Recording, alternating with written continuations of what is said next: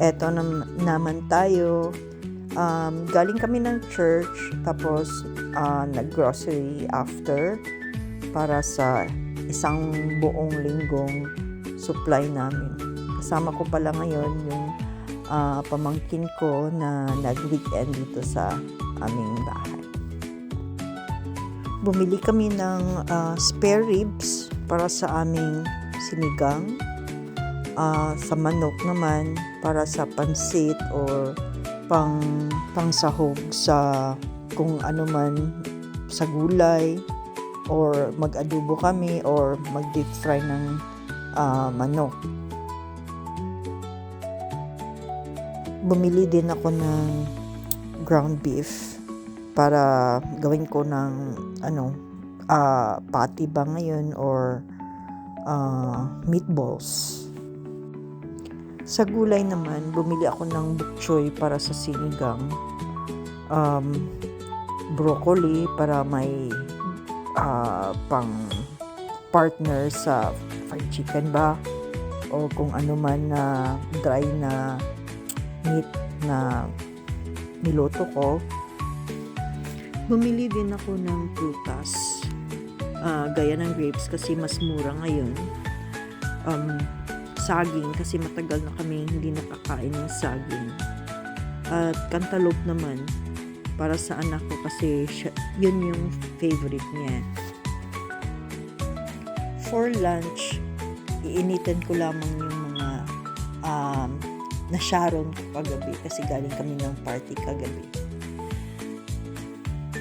Iinitin lang namin yung spaghetti na dala namin at saka beef steak kasi kami lang tatlo ang kakain. Yung dalawa kong anak naiwan sa church. Baka doon na sila magla-lunch. Well, nilagay ng asawa ko yung lahat ng groceries namin sa ref. Hugas muna ako ng kaldero para yung binili kong rotisserie na chicken dito. Kasi hindi masarap yung chicken nila eh. Yung lechon manok. Kailangan kong gawing paksiw. Kaya eto, naghugas muna ng kaldero. Ito ay pang hapunan na namin. So, magre-ready na ako.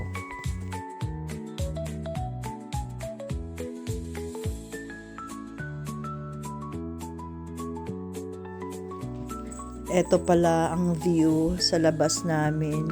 Buting na lang, sunny sa labas. Hindi masyadong malamig. It's -11 ngayon.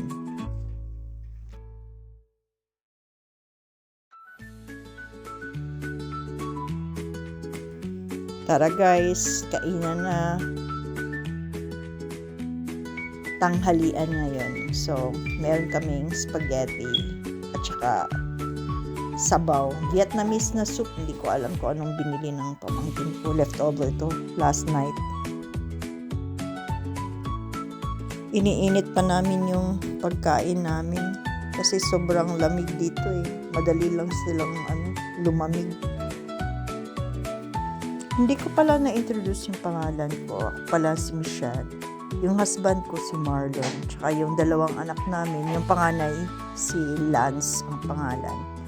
At tsaka si Aaron. Yung bunso naming anak. Yung pathway ko pala nung pumunta ako dito sa Canada. Caregiver ako in the year 2016. Tapos, na-sponsor ko yung family ko after 3 years na eligible to apply for PR. Tapos, nag-landing sila in the year 2019. After sa 2019, 3 years, nag-apply kami ng citizenship. Tapos, thank God na approve naman kaagad. Yung mga anak pala namin guys, yung panganay ko, second course na niya to. Tsaka may part-time siyang trabaho. While yung bunso ko, magka-college na this coming opening sa September. Kasama ko dyan. Yan ang pamangkin ko na na-sponsor ko. I think that was 2024. dumating siya dito. Tapos, na-approve siya for open permit. Kaya, pwede siyang mag-transfer ng ibang employer. Salamat sa Diyos. At nakahanap din siya ng employer na generous enough na malaki naman ang sahod niya. Meet my cute cat. Ang pangalan niya si Kiki. Kasi from the color itself, black siya. Kaya sabi ng bunso ko, Mama, dapat black from Blackie. Kiki yung pangalan niya.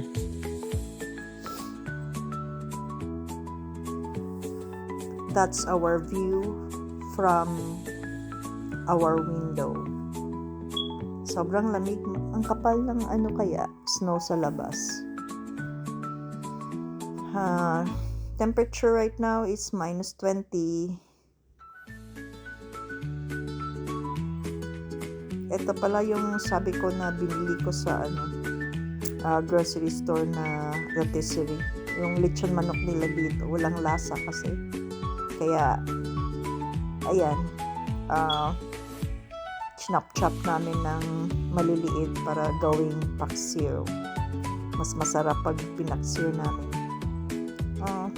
Yeah, the usual, nilagyan ng soy sauce, vinegar, garlic, at saka onions, at sili naman para mas masarap pag maanghang, diba? Masarap guys pag andito yung ibang relatives mo kasi hindi mo mafe-feel yung homesickness sa sarili mong country. Tsaka yeah, you have to accept na mas maganda pa din yung Pilipinas pero hindi natin makukuha ang lahat, kaya ito,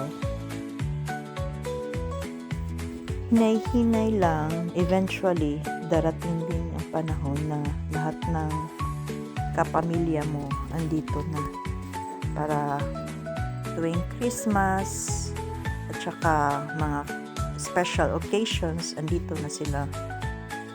Sabay kayong magse-celebrate sa anumang okasyon, di ba? Sa ngayon, yung pamangkin ko nag-a-apply ng permanent residency. Eventually, pag by God's grace and mercy, sana ma-approve na siya, i-claim namin yan. Para ma-claim na din niya yung nanay niya na nasa Pilipinas, which is my sister. Nasa abroad ka din ba? Ikaw ay makaka-relate sa mga sinasabi ko. Pwede mo ding i-share sa amin yung storya ng buhay mo. Just comment below. Kami na lang ng asawa ko ang maghahapunan ngayon kasi yung pamangkin ko pumunta sa Costco para bilhin yung lahat ng supplies niya sa trabaho niya. Sarap sana kumain sa labas ng bahay, sa backyard namin. Pero sobrang lamig, di kaya ng katawan namin. So, around 6:30 dapat na mag-dinner para ma-ready na kami for tomorrow. Kasi may trabaho yung asawa ko sa 7:00 ng umaga. Ako naman, yung shift ko is 11 to 11. So, 12 hours yun. Long shift. So, dapat i-ano mo yung katawan mo na makarest ng longer. Mahal magkasakit guys kahit andito ka sa abroad or may insurance ka. Narinig mo ba yung healthcare dito sa Canada? Libre naman, pero yun nga, yung waiting time mo takes longer. Waiting time mo sobra 12 hours siguro, depende kung may doktor o wala. Kaya bawal magkasakit. Kailangan i-recondition mo yung katawan mo, kumain ng sakto, balanced diet, mag-rest, at saka mag-ehersisyo. Lalo na pag tumatanda ka na. Pasensya na, sabi ko, balanced diet, healthy living, pero may coke, no? Relax muna bago matulog. Good night, guys. See you next vlog. Thank you for watching.